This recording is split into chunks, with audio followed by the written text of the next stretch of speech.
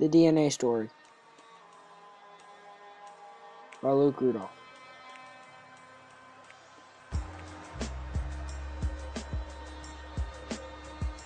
In this story, I'll be talking about how DNA is replicated, how DNA is translated, and how DNA is transcribed. And I'll be using this all through the analogy of money.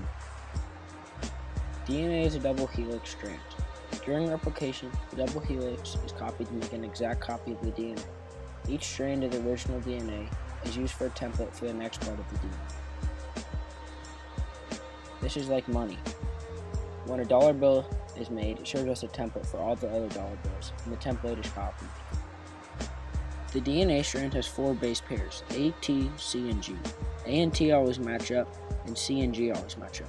But when the DNA is copied and the second strand is made, the T switches with U. The U stands for uracil. This is also like a dollar bill. Only things can be put onto a dollar bill. You can't have the number 10 on a $1 bill. This is also like how you cannot have a bunch of different base pairs. You can only have 4 base pairs. Also, everything on the dollar bill has a certain spot. This is also like the fact that the DNA bases are always perfectly paired up together. Now let's talk about DNA transcription. Transcription is where the strand of copied DNA goes into the RNA, and the RNA makes a copy of the DNA. The RNA and the DNA use a special language to communicate to each other to tell what is needed for the new copy.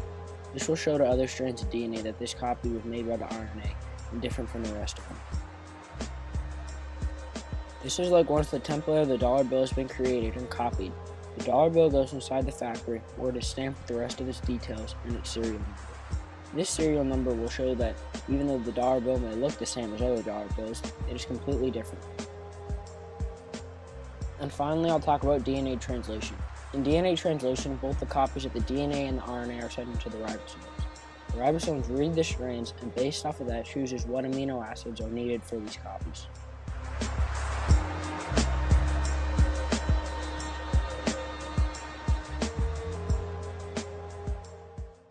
This is like how, once all the money has been finished printing, the president or the head of the U.S. Mint decides which bank the money should be sent to.